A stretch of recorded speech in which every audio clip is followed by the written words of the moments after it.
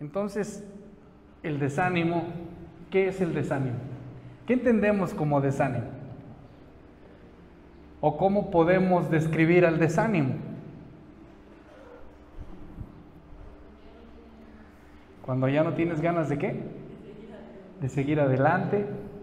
Ok, esta mañana quiero hablarte, o quiero que veamos cómo es que aún siendo cristianos, hijos de Dios, podemos tener desánimo. No porque seamos cristianos, quiero que entiendas, no vamos a tener desánimo, ni tampoco estoy excusando, diciendo, no, yo soy hijo de Dios y por eso tengo desánimo, tampoco. Hay muchas ideas erróneas de gente que no conoce de Dios. Piensan que por ser cristianos no vamos a padecer desánimo o situaciones las cuales nos llevan a desanimarnos. Incluso, como pastores piensan que no hay desánimo. Llegan a pensar que los pastores somos superhombres, que no nos falla nada, que somos intachables, que no pecamos, que no. También tenemos nosotros desánimo. También batallamos con el desánimo. Entonces, por cualquier situación que nos mueven. Pero antes de ser pastor, hijo de Dios, somos seres humanos y tenemos debilidades también. Tenemos emociones, todos como hijos de Dios.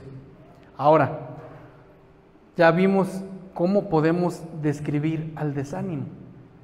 Cuando ya no tienes ganas de hacer nada, cuando dices, en nuestro trabajo, ¿cuántas veces no nos hemos desanimado? Ay, es que ese cuate trabaja menos que yo le saco su chamba y él ya no quiere trabajar. Y al que me regañan es a mí. ¿Nos llega a pasar o no? Hay desánimo. Ahora, yo creo que muchas veces lo hemos tenido o vivido. Por algún motivo, por algún hermano, por algún pastor, por algún congregante, por alguna persona, nos hemos desanimado de congregarnos, nos hemos desanimado de seguir adelante, a lo mejor hasta por tu propia familia te has desanimado. De decir, ay, eso que mi tío o mi abuelito o mi hermano o mi papá es pastor. Yo sé que hasta mis hijos y mi esposa han sufrido desánimo por parte mía. Porque muchas veces nosotros aquí enfrente predicamos y no aplicamos lo que predicamos. Entonces, también en la familia del pastor hay desánimo. También en la familia de Dulce y de Juanpi hay desánimo. También en la familia de ustedes como congregantes hay desánimo. Ahora yo quiero preguntarte algo. En el tiempo que llevas de cristiano, ¿cuántas veces te has desanimado? ¿Cuántas veces te has desanimado? Quiero que analices tu vida. Y yo quiero preguntarte, ¿cuántas veces te has analizado? Tal vez porque te han lastimado, tal vez porque viste un error de algún hermano, tal vez porque viste un error de un pastor, tal vez porque te peleaste con tu hermana, con tu hermano, y viene ese desánimo. Ay, mejor para ser como él, mejor me quedo donde estoy. ¿Cuántas veces no hemos escuchado esa palabra? ¿Cuántas veces no hemos escuchado decir a nuestros familiares, a los congregantes, ay, no me saludó el pastor, por eso ya no voy a ir a la iglesia? Es que me desanima que no me salude el pastor. O la esposa del pastor con su carota siempre. Por eso me desanimo. ¿Sí o no? Nos llegan a pasar situaciones así. Entonces, ¿cuántas veces te has desanimado? Si te pasa en tu trabajo secular, que no te pase en una congregación en desánimo. Los que son maestros han tenido desánimo de decir, ya mejor voy a buscar un trabajo donde no tenga tanto que hacer porque, ay, las planeaciones, ay, tengo que checar que todo esté bien. ¿Se imaginan? Yo creo que todos como seres humanos, como cristianos, hemos tenido desánimo. O hemos vivido el desánimo. Pero ¿sabes qué? el desánimo es el arma más poderosa de Satanás contra los hijos de Dios. No digo que Satanás entre a tu mente o que Satanás domine tu mente, no. Satanás no puede entrar a la mente, Satanás no puede entrar a los pensamientos, pero él sí puede aconsejar, él sí te puede mostrar cosas para que tú te desanimes. Es el arma, es una de las armas más efectivas que utiliza Satanás contra los hijos de Dios. Él sabe que sí puede destruir nuestro ánimo, nuestras amistades, nuestra familia, más con las personas que son muy fácil de atrapar, en el sentido que esté pasando algún problema, llámese económico, de familia o matrimonio o de trabajo o cualquier otro tipo de problema. Porque se da mucho en los cristianos, mucho en los cristianos, de que decimos, ay, mi alacena está llena, mi refrigerador está lleno, mi tanque de gas está lleno, gloria a Dios. Pero cuando no tenemos, es que Dios no me quiere, es que Dios no me hace caso, ya le he orado y no me hace caso. Es que no tengo trabajo, por eso ya no voy a la iglesia, porque más busco de Dios y menos tengo trabajo. ¿Cuántas veces hemos escuchado ese tipo de desánimos? ¿O cuántas veces te ha pasado ese tipo de desánimos? Pero vamos a ver qué nos dice la Biblia sobre este tema. Porque es fácil que nos desanimemos cuando buscamos recompensa o afirmación de aquellos que nos rodean. Si nuestro servicio u obediencia se basa en la gratificación inmediata o humana, quizás nos estemos preparando para el desánimo. Jesús no siempre toma el camino fácil o tomó el camino fácil, y además advirtió a sus seguidores que consideraran esto antes de que iniciaran. ¿Qué es lo primero que vamos a encontrar en el camino cuando iniciamos a seguir a Cristo? Hace rato tuvimos una dinámica y tuvimos la oportunidad, algunos, de decir qué tipo de desánimos hemos tenido. Moy lo dijo, el primer desánimo que vas a tener es tu familia. Cuando vienes de una familia inconversa, aún siendo a veces cristianos, el primer desánimo que vas a tener es de tu familia. No, es que tú tienes que seguir lo que tu mamá te enseñó. ¿Eres católico? Católico te vas a morir. ¿Te han dicho eso, sí o no? Y no vamos tan lejos. En las congregaciones pasa también. En las congregaciones pasa de que dice, tú naciste en esta iglesia y en esta iglesia te vas a morir. ¿Te lo han dicho o no? Aunque te den una mala doctrina, aunque te den una doctrina errónea, aunque te estén llenando la cabeza de motivaciones y que nada es bíblico, pero dicen, tú aquí tienes que estar porque aquí Dios te puso. Yo he escuchado a pastores decir eso. Tú no te puedes salir de esta congregación porque tú naciste aquí. Y si te sales, el Señor te va a castigar. Es lo primero que nos vamos a topar como cristianos. Cuando queremos iniciar el camino de Dios, es con lo primero que nos vamos a topar, el desánimo en la familia. Siendo cristianos o no siendo cristianos. Vamos a Lucas 14, del 25 al 33. Lucas 14, del 25 al 33. Y si alguien le puede dar lectura.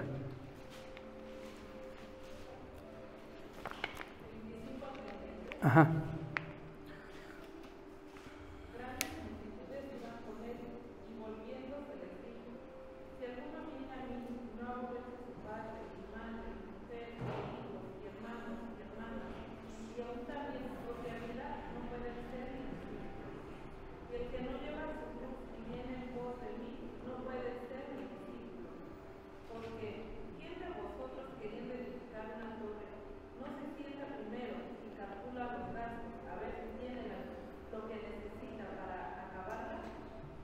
Gracias.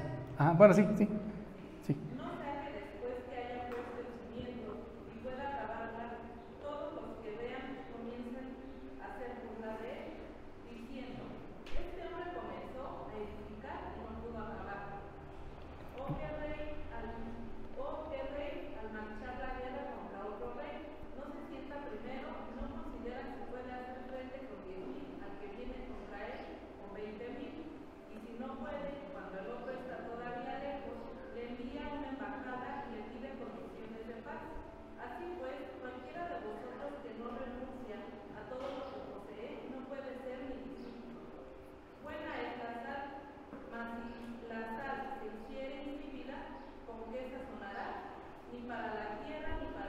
Al 33.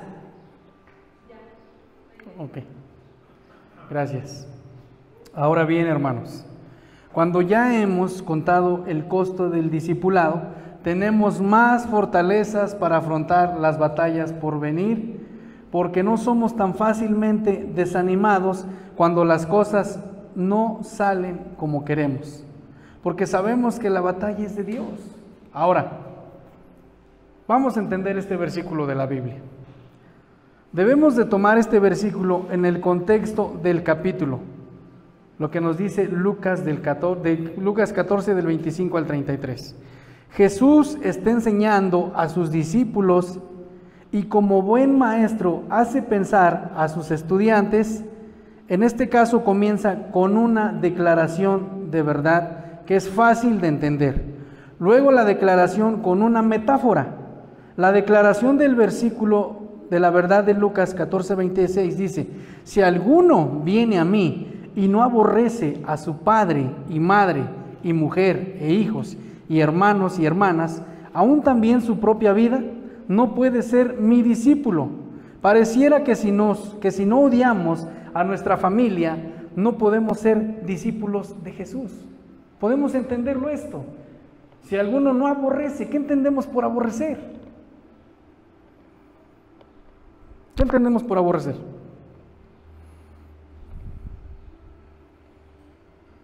Como quitar, como no seguir, no hacer caso.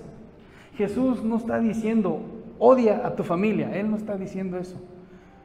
Si alguno no aborrece lo que le está diciendo a su familia, por eso yo te decía hace rato, lo primero que vamos a encontrar nosotros es desánimo en nuestra familia. ¿Cuántos de aquí antes de ser cristianos eran católicos? ¿Y cuántos no sufrieron ese abuso por parte de su familia? ¿Qué es lo que te decían? Ahí viene el brinca para atrás, ahí viene el chapulín, ahí viene el hermanito, ahí viene el no sé qué, ¿sí o no? Y es lo primero que vas a encontrar. Y a veces nosotros por pena y por no querer tener desánimo o problemas, aceptamos las críticas, aceptamos lo que nos están diciendo. Pero Jesús no está diciendo eso. Jesús dice: si alguno viene en pos de mí y no aborrece a su padre y madre, hijos, esposa, lo que sea, porque aún en los matrimonios pasa, no puede ser mi discípulo.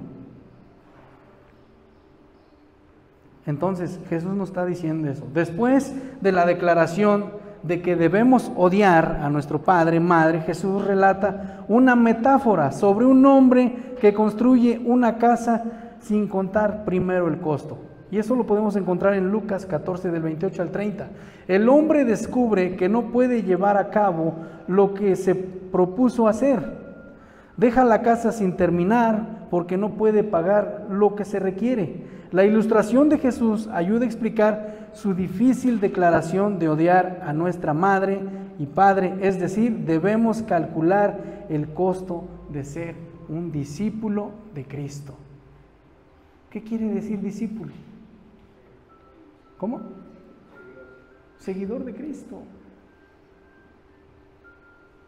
Y si nosotros decimos ser cristianos, pues hagamos lo que Cristo hacía.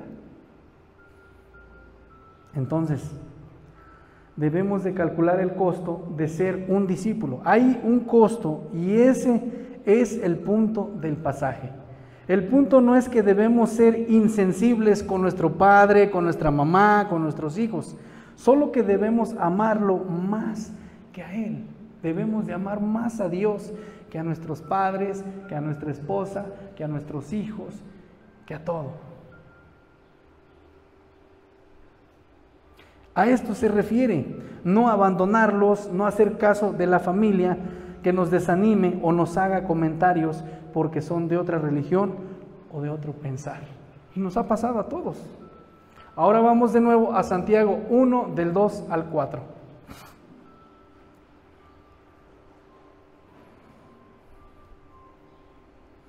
Santiago 1 del 2 al 4.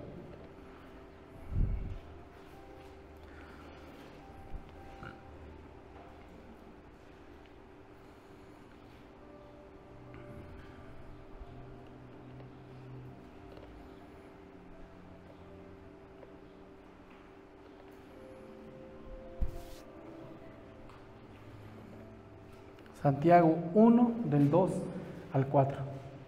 Hermanos míos, tened por sumo gozo cuando os halléis en diversas pruebas, sabiendo que la prueba de vuestra fe produce paciencia. Mas tenga la paciencia su obra completa, para que seáis perfectos y cabales, sin que os falte cosa alguna. Gracias. La palabra griega que se traduce tened también significa considerar o evaluar. Podemos ver que la reacción humana natural a las pruebas no es regocijarse. ¿Quién se regocija en las pruebas? Nadie. Nadie nos regocijamos. ¿Cuándo te regocijas en un examen? Nunca. Te pones nervioso, te pones a llorar, no estudias y te pones a orar para que Dios baje y te ponga las respuestas. Pasa eso. Nadie, absolutamente nadie se regocija en las pruebas. La gente inconversa o que no conoce de Dios diría: ¿cómo voy a gozarme en medio de una desgracia o de alguna situación difícil? Lo hemos visto. Hace poco mi hermana Emelia conoce, no sé si vieron en Facebook a una muchacha que cayó un canal, hermana, cayó un canal de aquí de Actopan, era conocida de mi hermana Emelia, era una jovencita, ¿cuántos años? 23, entre 20 y 25 años tenía la muchacha y murió.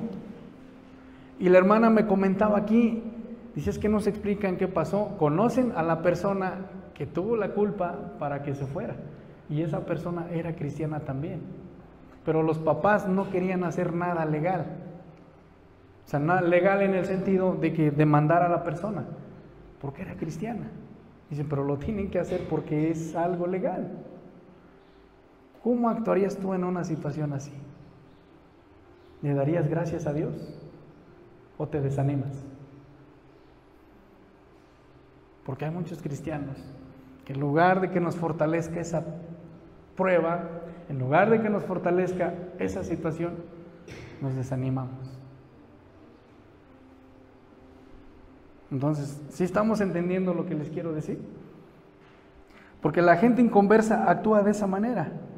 Se desanima, más cuando son recientes en el Evangelio. No, hombre, cómo me ha costado con esos hermanos, son recientes en el Evangelio. Cualquier situación los mueve y los tumba y los desanima.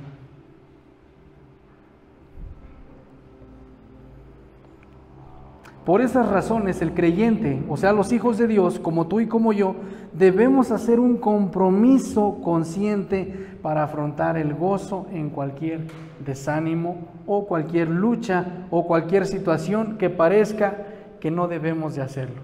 Ahora también podemos ver en este versículo la palabra prueba. ¿Qué entiendes tú por prueba?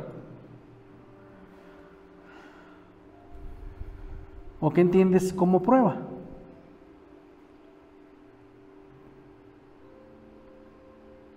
¿Qué entendemos como prueba?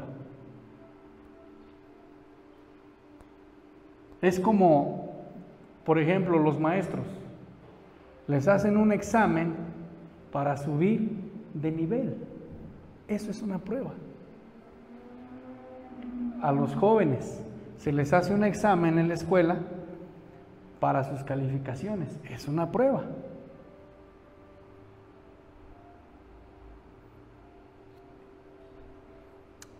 ¿Por qué te pregunto esto?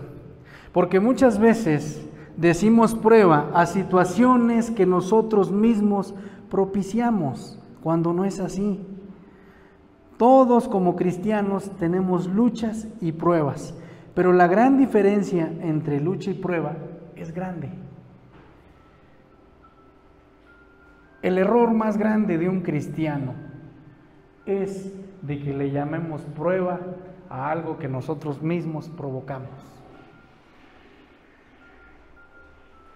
O le echamos la culpa a Dios. Es que Dios me está probando. No, la Biblia dice que Dios no puede ser tentado. Es que Dios permitió que me desanimara. Tampoco. ¿Puede ser una prueba? Sí. Vamos a ver qué es prueba. Esta palabra griega describe todo tipo de problemas y tribulaciones que interrumpen una condición normal de paz, comodidad, gozo y felicidad en la vida de una persona creyente en Jesucristo. La forma verbal de esta palabra significa someter a alguien o algo a prueba, con el propósito de descubrir la naturaleza verdadera de esa persona a la calidad real de una cosa. Un ejemplo de prueba. Tu patrón te dice: oye, Juan Pablo, mira, pues yo confío en ti y vamos a hacer una tranza. Vamos a cobrarle a un cliente 50,000 pesos cuando el proyecto sale en 10,000 pesos. Vamos a cobrarle al cliente 50,000 pesos. Y le digo a Juan Pablo, piénsalo y mañana me das una respuesta. Yo estoy poniéndome una prueba a Juan Pablo. Yo le estoy diciendo, quiero ver su corazón de Juan Pablo. Eso es una prueba. Si Juan Pablo dice que sí, pues está reprobado. Pero si Juan Pablo dice que no, está aprobado. ¿Sí estamos entendiendo lo que es una prueba? Dios permite estas pruebas con el propósito de probar y aumentar la fortaleza y calidad de la fe individual de cada persona y cada creyente para demostrar su validez. O sea, cada que prueba se convierte en un examen de la fe, sirve para su fortalecimiento de cada uno de nosotros como hijos de Dios. Si el creyente no pasa la prueba como resultado de una reacción incorrecta de su parte, esa misma prueba se convertirá para él una tentación o una invitación a pecar y una proposición continua para hacer el mal. Y la palabra lucha en la Biblia, la palabra lucha se utiliza en diferentes contextos para describir tanto batallas físicas como conflictos espirituales o emocionales. O sea, luchas todos tenemos todos los días, todos. Como varones tenemos luchas, como mujeres tienen luchas con su carácter, tienen luchas con su manera de ser, con su manera de comportarse. Todos tenemos luchas, pero es muy diferente una lucha a una prueba.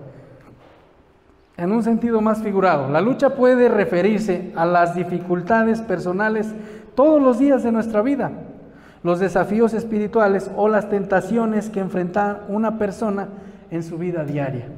La Biblia presenta la idea de que la vida cristiana puede ser una lucha constante contra el pecado, y la Biblia lo dice que todos los días el Espíritu pelea con la carne. El Espíritu Santo está en tu mente diciéndote no lo hagas, no lo hagas, no lo hagas. Y la carne te dice, hazlo, te va a gustar, no te vas a arrepentir. ¿Sí estamos entendiendo? Pero también la Biblia habla sobre las armaduras espirituales que Dios provee para enfrentar estas luchas, como la fe en Dios, que son escudriñar la palabra de Dios todos los días y la guía de su Espíritu Santo. Entonces, el desánimo es parte de una lucha todos los días de nuestra vida. Y esto no va a acabar hasta que nos muéramos o hasta que venga Jesucristo por nosotros. Son unas luchas constantes todos los días, todos los días, todos los días. Es que no puedo luchar porque digo muchas malas palabras, no puedo dejar de decir malas palabras. Es una lucha que tienes con tu carne. Debemos de someter nuestra carne a Dios, porque son luchas que tenemos y no por eso vamos a desanimarnos. A veces algunas personas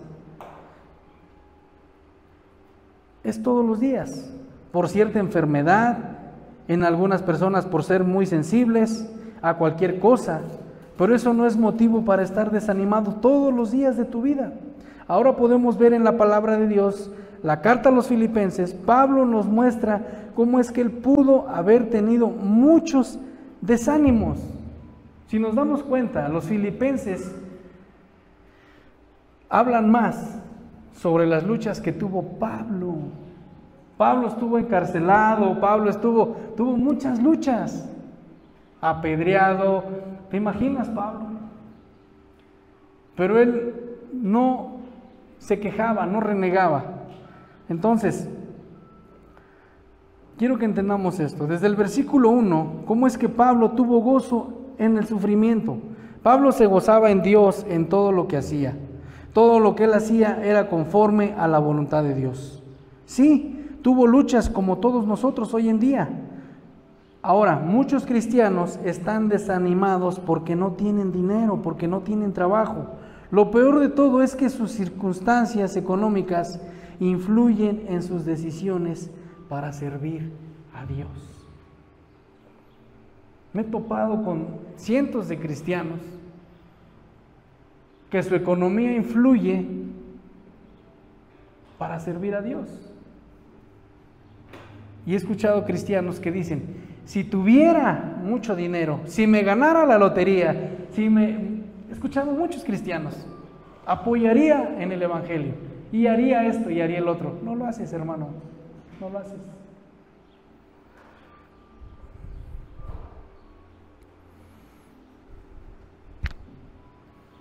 Muchos cristianos dicen eso. Si hay abundancia, me refiero a la economía, en dinero o cosas materiales. Muchos dicen, sí te sirvo, Señor. Y si no hay, le decimos, Dios, hoy no tengo ganas de servirte. Y es ahí donde viene uno de los desánimos como cristianos. Porque dicen, yo diezmo, yo ofrendo, yo oro, yo hago esto, hago el otro para Dios, y me va mal. Cuando aún en esto hay que gozarse. Acompáñame a Filipenses 4 del 10 al 20. Y quiero que entiendas esto, hermano. Quiero que entiendas cómo es que el apóstol Pablo, aún en medio de las circunstancias, él quiso servir a Dios. Siempre. Filipenses 4 del 10 al 20.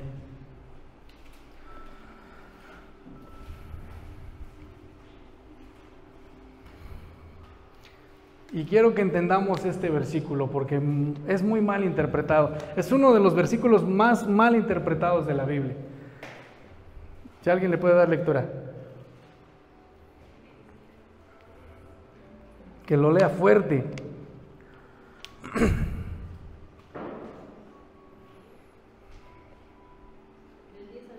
Ajá.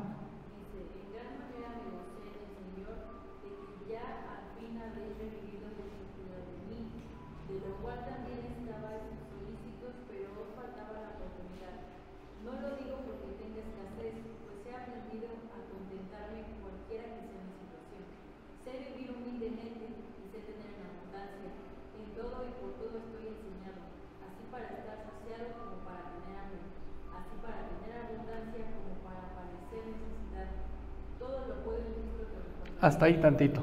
Gracias, Dulce. Ahorita le sigues. ¿Qué está diciendo Pablo? He aprendido a vivir en escasez. He aprendido a vivir en abundancia. Y Pablo no está diciendo, todo lo puedo en Cristo que me fortalece en un gimnasio. O sí lo está diciendo en un gimnasio, lo está diciendo porque está en la cárcel. Pablo empieza desde el capítulo 10, dice, en gran manera me gocé en el Señor, de que ya a fin habéis revivido vuestro cuidado de mí. Cuidaban de él, los filipenses, era una carta a los filipenses. Pero quiero que entendamos esto, hermanos. Tenemos que ser como Pablo. Aún en medio del desánimo, tenemos que buscar de Dios. Lo que sigue, Dulce, porfa.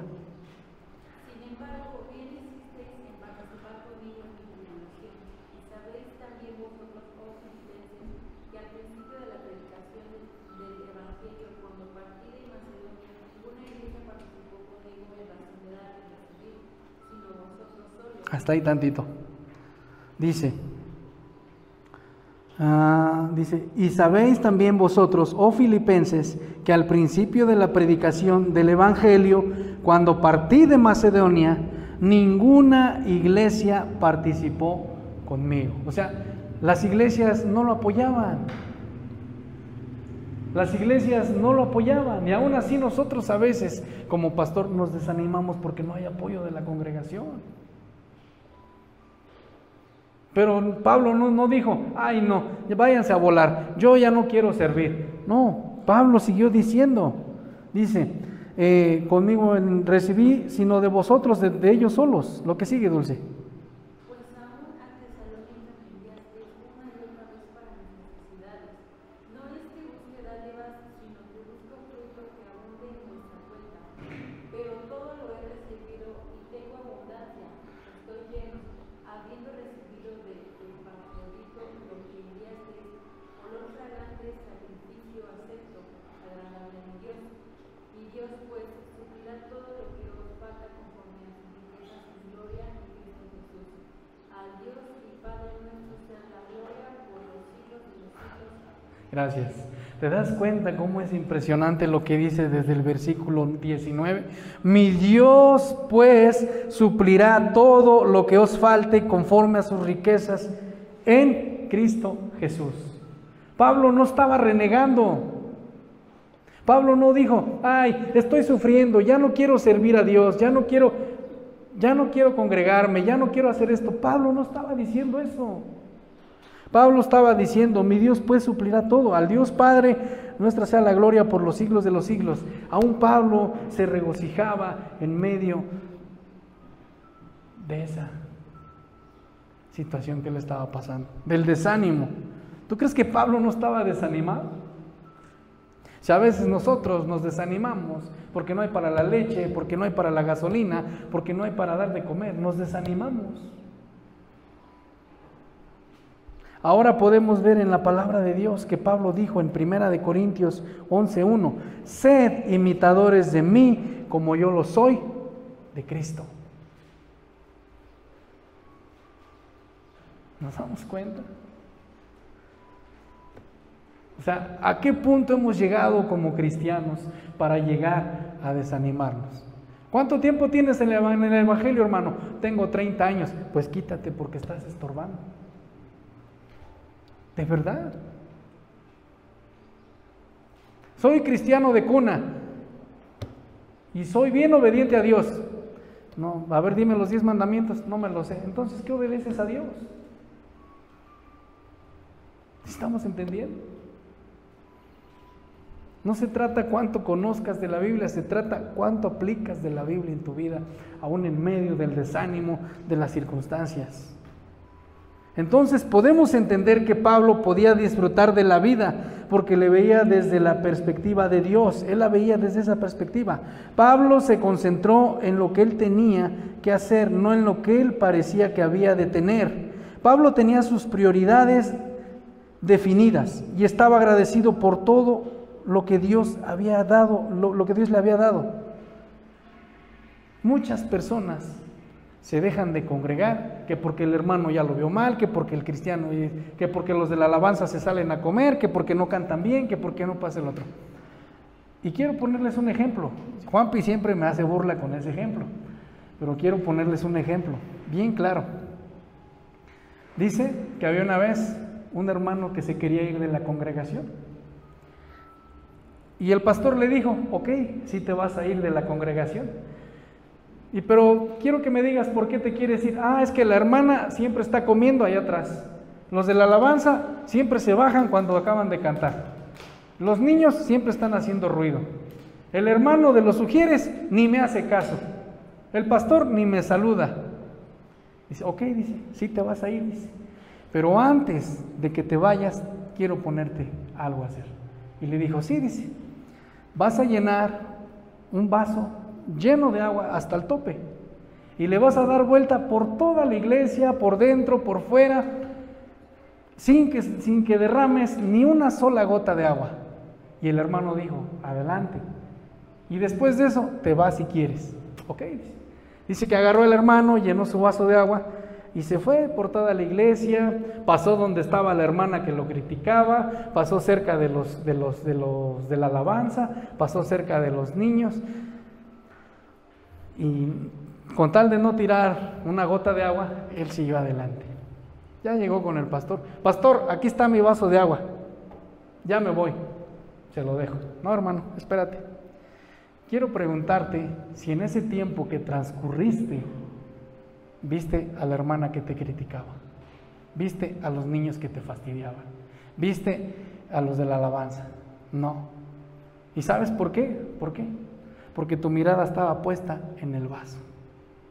Y muchas veces nos pasa a nosotros como cristianos, de que nuestra mirada está, a ver qué van a hacer los de la alabanza, ¿cantan bien o no? A ver qué va a hacer el pastor, ¿está haciendo bien las cosas o no? Nuestra mirada no es cristocéntrica, nuestra mirada está en el hombre. Y si nosotros vamos a ver a las personas, no vamos a buscar a Dios, nos vamos a desanimar por cualquier cosa. Es un ejemplo muy claro que en muchas congregaciones pasa. A veces sí es muy evidente, del pastor, de los hermanos, pero ahí es donde debemos de tener discernimiento como hijos de Dios. Pero no es para que te desanimes, es para que sigas adelante. Entonces, ¿sí estamos entendiendo o no?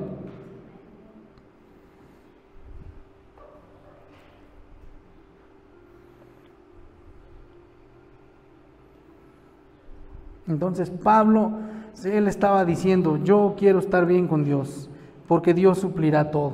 Ahora, ¿qué es lo que te atrae cuando hay un vacío en tu interior? Cuando hay un vacío en tu interior, ¿qué es lo que te atrae? La ociosidad, los malos pensamientos, el desánimo, las preocupaciones, a todo lo que dan las preocupaciones. Y ahí viene el desánimo. ¿Qué es, amado hermano, lo que te ocasiona eso? Ahora, ¿cómo encuentras satisfacción en lo que no tienes? ¿Cómo encuentras satisfacción en lo que no tienes? ¿Cómo? La respuesta está en tu perspectiva, en tus prioridades y en tu fuente de poder que debe de ser Jesucristo. Cuando no tenemos un estilo de vida de oración, cualquier cosa nos va a tumbar. La oración es un estilo de vida, no es nada más para cuando tengo problemas o cuando necesito el favor de Dios. Y la oración no es para mandar a Dios, la oración es para esperar la voluntad de Dios. El ayuno también es para esperar la voluntad de Dios. Ahora, ¿podemos hacerlo? ¿Sí podemos hacerlo o no? Si sí, entonces, ¿por qué siempre andamos desanimados? Si lo hacemos, ¿por qué siempre andamos desanimados? Y si no lo haces, pues hazlo y no vas a estar desanimado. Porque mira, hermano, el poder que recibimos de nuestra unión con Cristo es suficiente para hacer la voluntad de Dios y para enfrentar los desafíos que surgen por nuestro compromiso de hacer la voluntad de Dios. Ahora bien, Cristo no nos concede capacidades sobrehumanas para lograr cualquier cosa que podamos imaginar sin tomar en cuenta lo que le interesa a Él. Tenemos que entender, amados. Ahora, muchas personas están desanimadas en las congregaciones por alguna enfermedad, por algún problema económico, por X cosa. Y hay un versículo en la Biblia que es muy mencionado por muchos, y lo sabemos, algunos hasta no lo sabemos de memoria. Quiero que me acompañes a 2 de Corintios 12, del 7 al 10.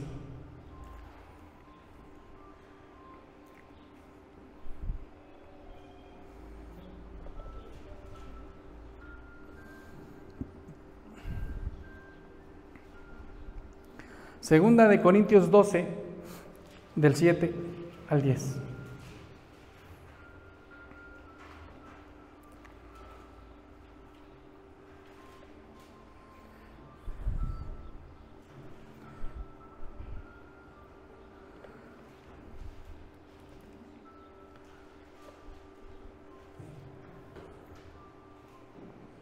¿Ya lo tiene? Si alguien le puede dar lectura, ¿qué nos dice?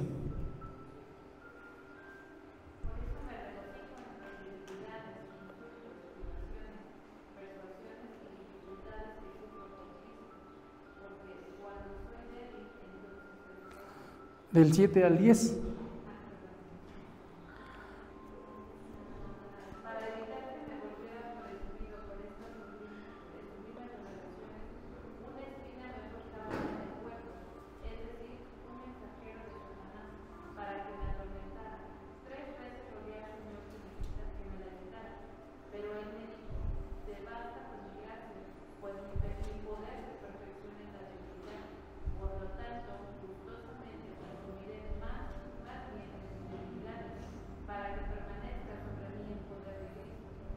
Hasta ahí nada más. Gracias. A ver, sí, lee el que sigue, por favor.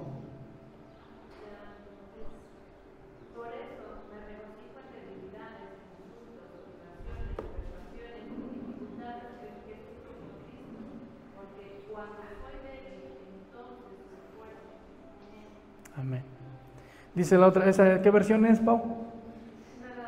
Nueva versión internacional, es lo que les digo. Entonces, vamos a leerlo en Reina Valera. ¿Quién lo tiene en Reina Valera? Vamos a entender las dos versiones. Si alguien le puede dar lectura.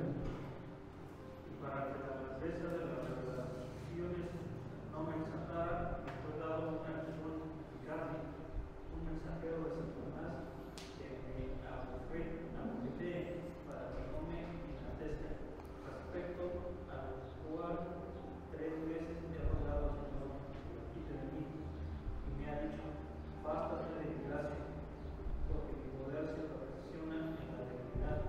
Por tanto, de buena gana me gloriaré más bien en mis debilidades, para que repose sobre mí el poder de Cristo. Gracias, hermano, hasta ahí. Para que repose en mí el poder de Cristo. ¿Qué nos dice, hermano, el otro?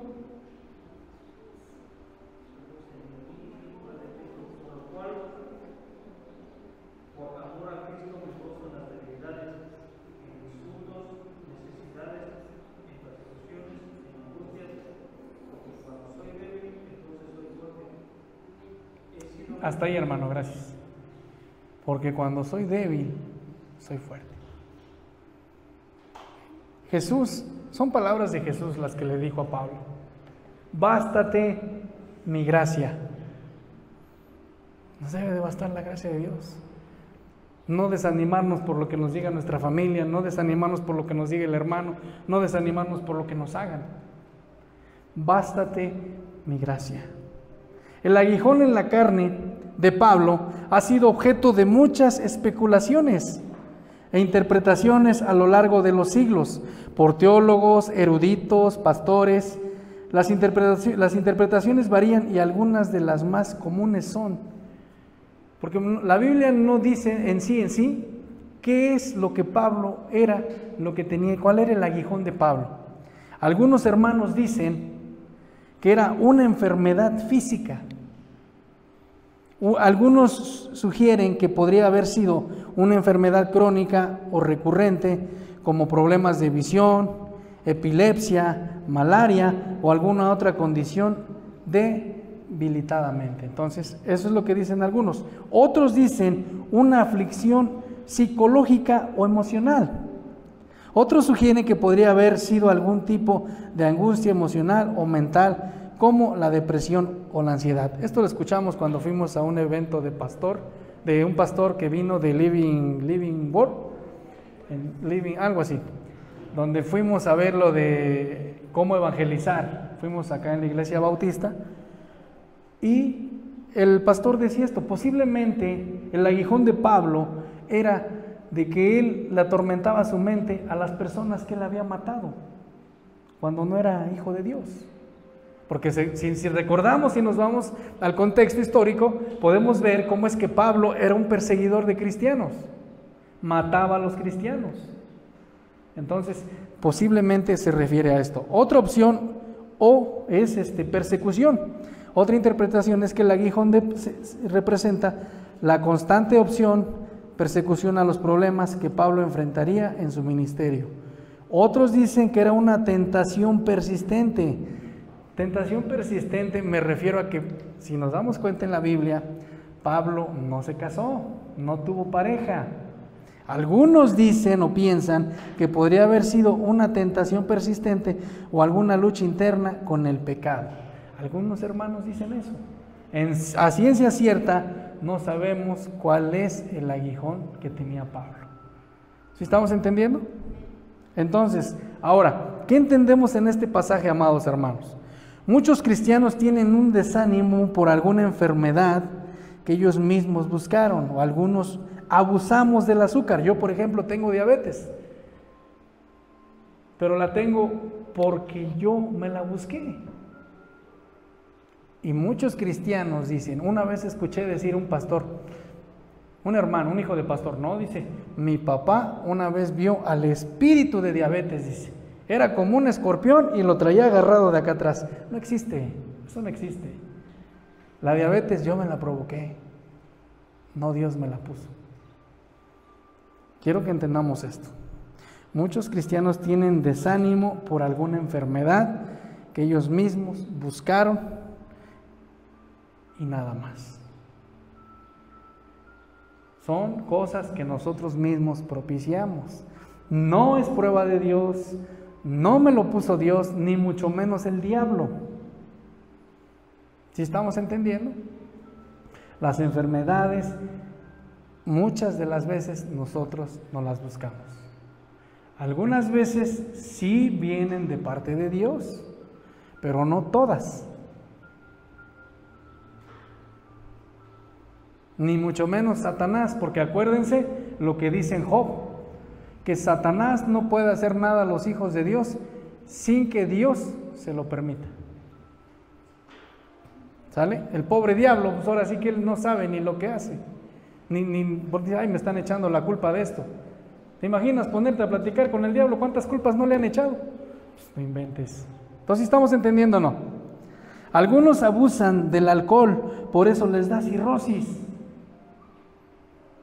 Algunos abusan de algún medicamento y podemos enunciar muchas enfermedades que por nosotros mismos fueron propiciadas y le echamos la culpa a Dios diciendo que es una prueba cuando nosotros mismos la buscamos. Pablo no le echó la culpa a Dios, él lo dejó en sus manos y le bastó la gracia del Padre.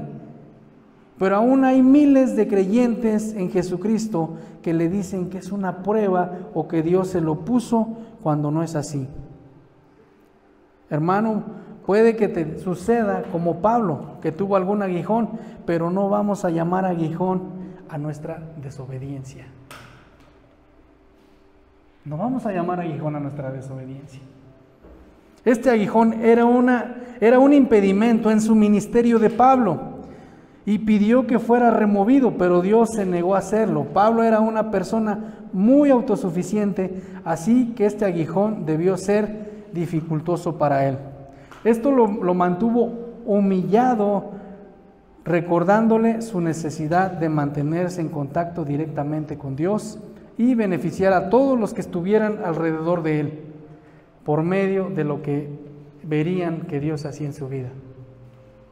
Aunque Dios no le quitó la aflicción o el aguijón, le permitió demostrar su poder en él.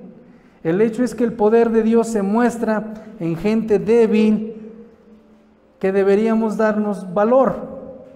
Si reconocemos nuestras limitaciones, no nos sentiremos orgullosos de nosotros mismos. Al contrario, nos volveremos a Dios buscando el camino para ser más efectivos. No debemos de buscar nuestras propias, lo que nosotros queremos. Debemos de buscar a Dios y Dios nos va a perfeccionar a nosotros. Debemos de confiar en Dios para ser eficaces. Nuestras debilidades no solo nos ayudan a desarrollar nuestro carácter cristiano, sino que también profundizan nuestra adoración, porque al afirmar nuestras debilidades, afirmamos la fortaleza de Dios que Él nos da por medio de su Espíritu Santo. ¿Sí estamos entendiendo o no? Amado hermano, tal vez tengamos muchos desánimos todos los días, pero hoy pudimos entender ¿qué debemos de gloriarnos? ¿En qué debemos de gloriarnos? Es decir, dar gracias a Dios aún en esos desánimos. Porque como Jesús le dijo a Pablo, bástate mi gracia, porque mi poder se perfecciona en tus debilidades. Por último, quiero demostrarte una señal de desánimo, porque es como una enfermedad. El desánimo es como una enfermedad y es contagiosa, de verdad. Una señal de desánimo es una mente dividida. ¿A qué me refiero? Este desenfoque básico afecta todas las áreas de nuestra vida y cada decisión que tomemos. No importa lo que tú hagas, sientes como si una nube oscura estuviera cubriendo toda tu mente. ¿Cómo te sientes cuando hay desánimo tú? Yo les voy a confesar algo. Hace 8 días tuve un ataque mío, pues, feo. Me sentí mal aquí en la iglesia a la hora de predicar. Antes de predicar, el hermano Alejandro se acercó allá atrás conmigo y me dijo, ¿qué tiene? Lo veo así. Se me fue el avión, de verdad. Se me fue. Me llegaron mis pensamientos, tuve como ataques en mi pensamiento de cosas de aquí de la congregación. Y me vino desánimo. Y es por eso que hoy quise hablar del desánimo, porque es como una enfermedad. Y yo no deseo que les suceda a ustedes.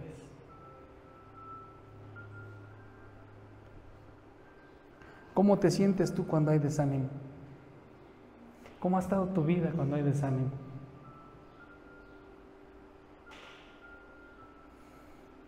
Porque déjame decirte esto, el desánimo también lleva al juego de la culpa. ¿A qué me refiero con esto? En el que sentimos una profunda necesidad interior de causar a alguien. Tú querrás echarle la culpa a Dios porque ha permitido circunstancias dolorosas en tu vida, o culpar a otros por la manera como te tratan a ti o cómo te trataron anteriormente. Quizás tú mismo te sientas culpable por las malas decisiones, los errores cometidos en tu vida pasada. Pero la culpa es una señal de desánimo, de que echemos la culpa a nuestros hijos, a nuestra esposa, a nuestra familia, a los hermanos de la congregación. Pero culpar a otros de nada te sirve. Trata de descansar en la responsabilidad en los demás, los problemas que hay en tu vida. Jamás has sido para nada ni para nadie. Otra señal, el enojo, el desánimo. Es como una enfermedad, pero esa enfermedad te lleva a otras cosas. El enojo es otra señal común de que alguien está desanimado. ¿Conoces este tipo de personas que se enojan por todo? Porque están desanimados de la vida, porque están desanimados que les han salido las cosas mal. ¿Sí conocen ese tipo de personas? Que es una señal de que están desanimados. Cuando esto ocurre, el disgusto puede desarrollar un espíritu de vergüenza. Me refiero a una acción o alguna actitud. No me estoy refiriendo a algún demonio. No existe ese espíritu de vergüenza. Me estoy refiriendo a una acción o a una actitud, no a un demonio. Un espíritu de vergüenza. Una actitud de vergüenza. A eso me refiero. No es un demonio, aclaro. Y finalmente, llevar al desquite. ¿Conoces ese tipo de cristianos? ¿Conoces ese tipo de personas? Espero no lo haya aquí.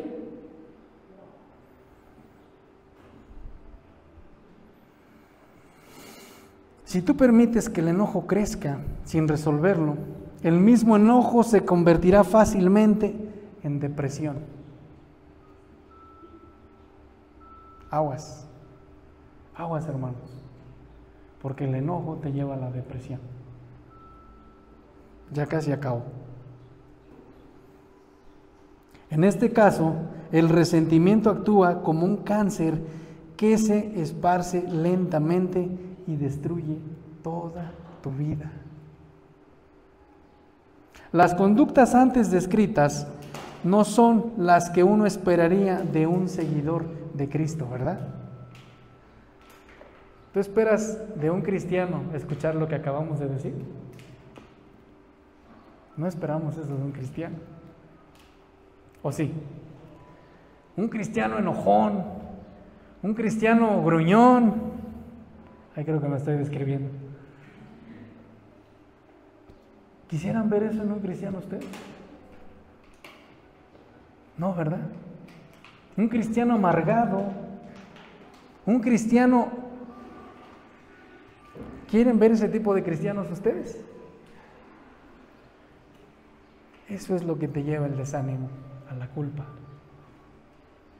Un cristiano que le eche la culpa a todo mundo por todo. Y me pasó, a mí me pasó, por tener ese desánimo, de verdad, hermanos, a mí me pasó.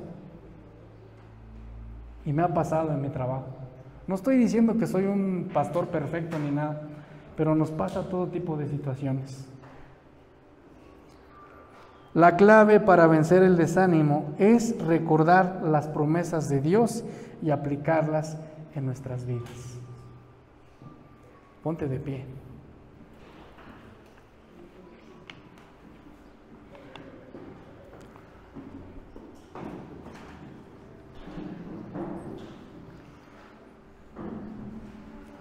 Ponte de pie y vamos a la Biblia.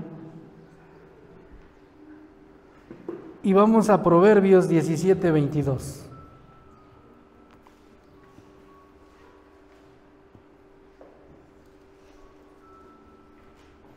Y quiero que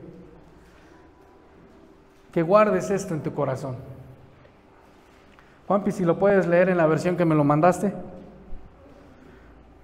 Primero yo lo leo en Reina Valera. Y dice así: el corazón alegre constituye buen remedio, mas el espíritu triste seca los huesos. ¿Qué nos dice Juanpi la otra versión? La alegría es como una buena medicina, pero el desánimo es como una enfermedad. Gracias. La alegría es como una medicina, pero si no te tomas esa medicina, no vale nada. Levanta tu mano si esta semana o estos días has tenido desánimo. Wow, yo creo que nadie ha tenido desánimo en su vida estos días. Hemos tenido desánimo. Hemos tenido desánimo de congregarnos. Hemos tenido desánimo de ya no seguir siendo cristianos. De nuestra familia, de nuestros hijos, de todo hemos tenido desánimo. Yo quiero invitarte esta mañana a que reconozcas delante de Dios de que la has regado, de que has tenido desánimo, y por ese desánimo te ha llevado a cometer errores fatales en tu vida. Y buscamos culpables, incluso le echamos la culpa a Dios. Yo quiero invitarte a que pases acá enfrente. No lo hago por exhibirte, quiero orar por ti.